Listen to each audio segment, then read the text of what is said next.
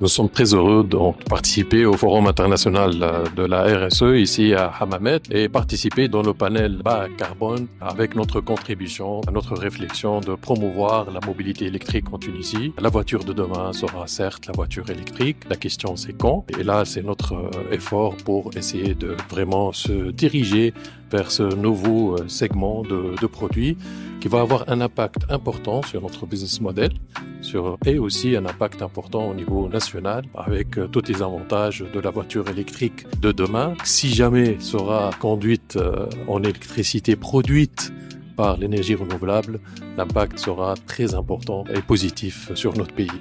Donc c'est un sujet important, c'est un sujet dans notre réflexion. Il y a une réflexion nationale aussi, il y a une visibilité projet qui va être là. Et là, tous ensemble, on va pousser, on va contribuer pour que ce projet-là et cette transition énergétique-là voient le jour avec, bien sûr, l'impact positif sur notre économie nationale, sur notre pays. Il faut dire que Naql Automobile, c'est parmi les premiers, si ce n'est le premier qui a vendu la voiture 100% électrique. Et actuellement, nous sommes en train de vendre la voiture électrique. Par contre, ces voitures, elle est réservée à une marque premium et les marques ultra premium. Et on attend à ce que ça va être démocratisé dans les années à venir. La contrainte et le challenge là-dessus, c'est l'infrastructure et les bornes de recharge.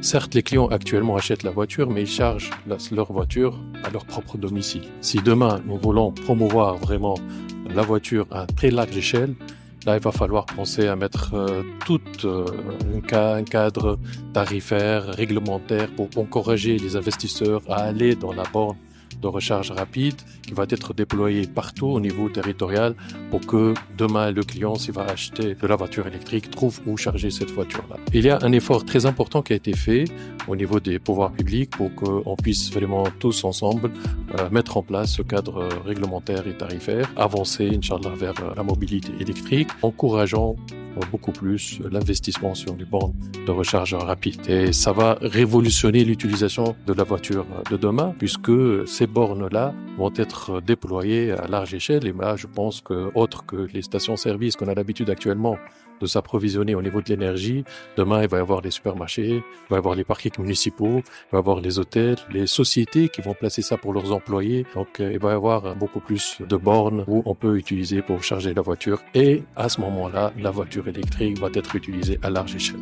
Il est très important de noter que la voiture électrique, comme j'ai dit au panel et j'ai expliqué, son impact est très important sur notre économie nationale si on couple la production, l'utilisation de cette électricité-là et sa production à partir de l'énergie renouvelable. Là, on va vraiment transformer notre parc. Au lieu qu'il utilise l'énergie fossile actuellement, l'essence, le gasoil, qui est pratiquement ou largement importée, vers de l'électricité produite localement par des énergies renouvelables.